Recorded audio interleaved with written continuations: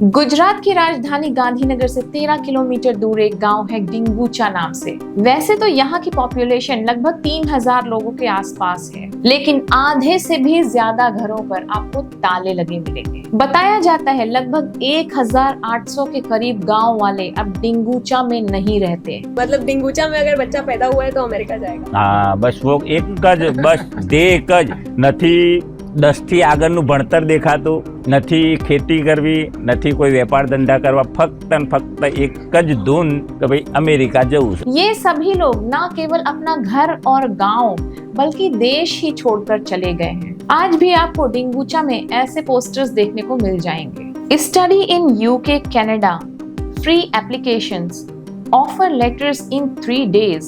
इस गांव में अगर आपको किसी चीज के एड्स मिलेंगे तो वो है सबसे ज्यादा यूएस एंड कनाडा के वीजा के। जनवरी 2022 की बात है। गांव के सभी लोगों को कनाडा जाते देख एक परिवार ने भी ऐसा ही किया। 39 इयर्स के जगदीश पटेल अपनी वाइफ और अपने 2 बच्चों के साथ कनाडा के लिए निकलते हैं। गांव में पहले तो ये एक टीचर की नौकरी किया करते थे और बाद में अपने भाई के ही बिजनेस में हाथ बटाने लगे थे। लेकिन कुल मिलाकर इनकी इनकम उतनी नहीं हो पाती थी जिससे घर का खर्च आसानी से चल पाए, और इसी से बाहर निकलने के लिए इन्होंने ये फैसला लिया था। बड़े जुगाड़ लगाने के बाद ये 65 लाख के आसपास रुपए इकट्ठा कर पाते हैं उस एजेंट को देने के लिए जो इन्हें अमेरिका तक ले जाएगा डोंकी प्रोसेस के थ्रू। इनकी पत्नी वैशाली बहन का सपना था कि ये अमेरिका जाकर एक ब्यूटी सैलून में काम करेंगी, और वहीं जगदीश अपने बच्चों को बेटर एजुकेशन देना चाहते थे। इसी उम्मीद को दिल में लिए और आंखों में तमाम सपने लिए ये 12 जनवरी को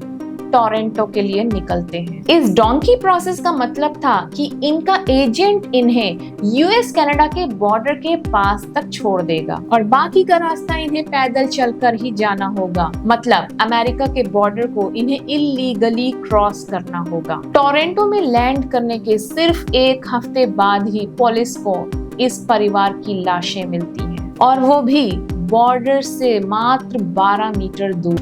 Or 5 feet into Canada. There was 3 of them. I didn't see the incident.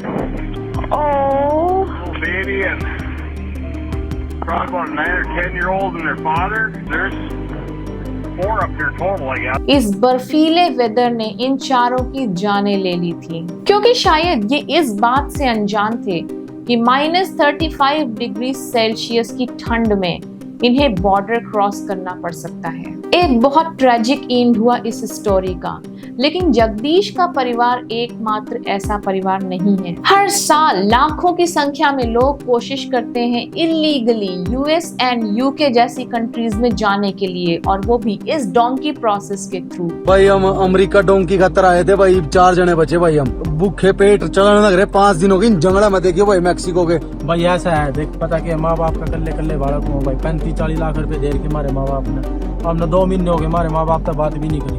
सभी भाई आता है भाई। माँ मैं एक बात कहना चाहूँ भाई, डोंकी में कोई ना आई हो भाई, 1 नंबर। और जिसमें से कई सारे लोग तो अपनी जान से भी हाथ धो बैठते हैं, और यही कारण है यूएस मेक्सिको बॉर्डर को वर्ल्ड का द मोस्ट डेंजरस बॉर्डर कहा जाता है। इसी मुद्दे पर हाल ही में एक फिल्म रिलीज हुई है राजकुमार हिरानी और शाहरुख खान की, डोंकी नाम से। लेकिन ये डोंकी है क्या, चलिए समझते हैं।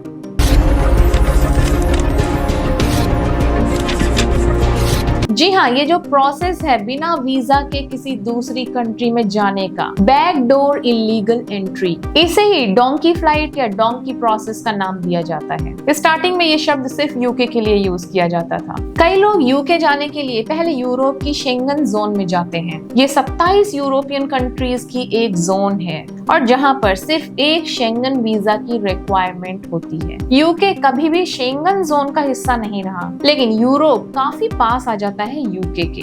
माइग्रेशन पॉलिसी इंस्टीट्यूट के अकॉर्डिंग लगभग आज से 10 साल पहले भी हर साल 150 इंडियंस को डिपोर्ट किया जाता था यूके से। लेकिन आज की डेट में ये डोंकी प्रोसेस हर बैकडोर एंट्रेंस में यूज किया जा रहा है। लेकिन आजकल लोग यूके की जगह अमेरिका जाना ज्यादा पसंद करते हैं। इंडिया में हजारों वीजा एजेंसीज एंड कंपनीज हैं जो ये फैसिलिटीज प्रोवाइड करती हैं, और इन एजेंसीज में जो एजेंट्स लोगों को इधर से उधर पहुंचाने का काम करते हैं उन्हें डोंकर्स कहा जाता है। इंडिया में सबसे ज्यादा इलीगल इमिग्रेंट्स को एक्सपोर्ट करने के लिए 2 स्टेट्स बहुत फेमस हैं और वो हैं गुजरात एंड पंजाब। लेकिन रिसेंट ईयर्स में अनएम्प्लॉयमेंट के कारण हरियाणा भी पीछे नहीं रहा। एक्चुअली डोंकर्स के पास पूरे के पूरे पैकेजेस होते हैं और ये कंपनीज कितना चार्ज करती हैं ये डिपेंड करता है कि आप कौन सा पैकेज प्रेफर करते हैं। डिपेंडिंग ऑन द पैसेजेस ये आपसे 25 लाख टू 60 लाख तक चार्ज कर सकते हैं। ज्यादातर वो लोग इन कंपनीज के जाल में फंसते हैं जो कभी रियलाइज ही नहीं करते हैं कि रेगुलर वीजा की फीस इतनी ज्यादा नहीं होती है, और या फिर ऐसे लोग जो अपने लिए रेगुलर वीजा लगवा ही नहीं सकते क्योंकि वो किसी न किसी रिक्वायरमेंट को मीट नहीं कर पाते वीजा के लिए। अब क्योंकि ये प्रोसेस इलीगली किया जाता है तो रेगुलर वीजा एप्लीकेशंस को बाईपास कर दिया जाता है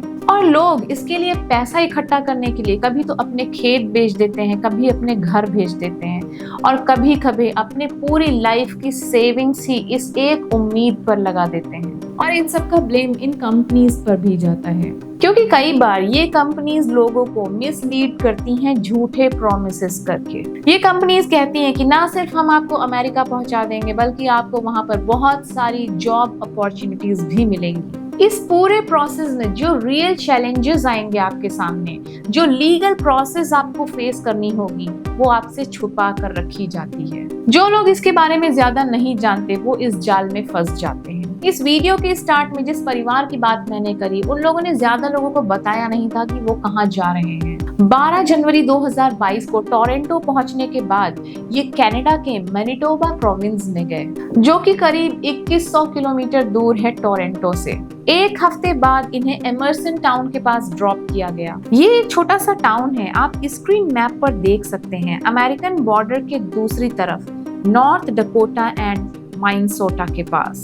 जब इनकी बॉडीज पाई गई तो दूर दूर के एरिया में एक भी गाड़ी देखने को नहीं मिली। इससे ये क्लियर है कि ये बहुत लंबे समय से पैदल चले जा रहे थे। सेम डे जब इनकी बॉडीज मिलती हैं तो कैनेडियन साइड में एक 47 इयर्स के यूएस सिटीजन स्टीव शैंड को भी अरेस्ट किया गया। एमर्सन से करीब 8 किलोमीटर दूर ये एक 15 सीटर वैन ड्राइव कर रहे थे। इसके बाद एज अ पैसेंजर 5 और गुजराती पाए गए जो अमेरिका के 400 मीटर अंदर पाए गए। इन 5 में से एक के पास एक बैग था जिसमें डायपर्स, बच्चों के खिलौने और कुछ खाने पीने का सामान था। इन्होंने बताया कि इनके साथ 4 लोग और थे जो रास्ते में कहीं भटक गए और ये बैग उसी परिवार का है। बाद में अमेरिकन पुलिस ने इन सभी को अरेस्ट कर लिया।